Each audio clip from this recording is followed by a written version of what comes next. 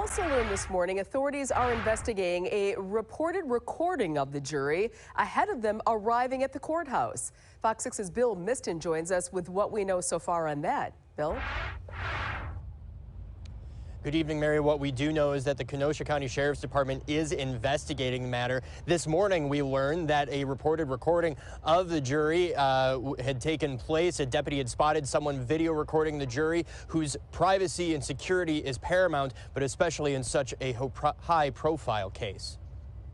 This morning at the pickup, there was someone there and was video recording the jury. Judge Bruce Schrader saying Tuesday morning that officers approached the person, requiring them to delete the video before returning the cell phone. Judge Bruce Schrader saying the sheriff's office had been instructed that if it happens again, to take whatever recording device it may be.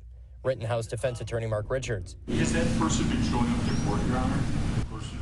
I don't know the answer to that. It's unclear who the person was. The sheriff's department says it's investigating this information and working with the courts. The clerk of court saying it's been kept abreast of all potential juror security issues that are being closely monitored by the sheriff's department. The protection and secrecy of jurors critical during any trial. Media and the public prohibited from showing or taking any photos or video of jurors. You are in a very high-profile, internationally highly profiled case, and you're afraid. There are people on both sides of the arguments that are very passionate, and it's about violence. Some states and the federal government have laws that explicitly include jurors as a part of witness intimidation laws. In Wisconsin, there isn't. There is, however, laws against communicating with jurors, and attorney Michael Maselman says that could be verbal or nonverbal, like in this case.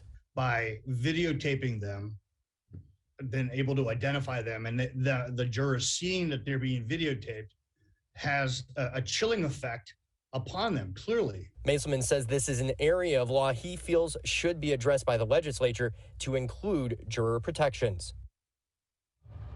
Now, if found guilty of communicating with jurors, that is a felony, and a person could face up to 6.5 years in prison and fines no more than $10,000. And Mary, this is something that we're going to be keeping tabs on and following, and we'll be sure to bring updates as soon as we learn more. Back to you. An interesting aspect in this trial. All right, Bill, thank you for that.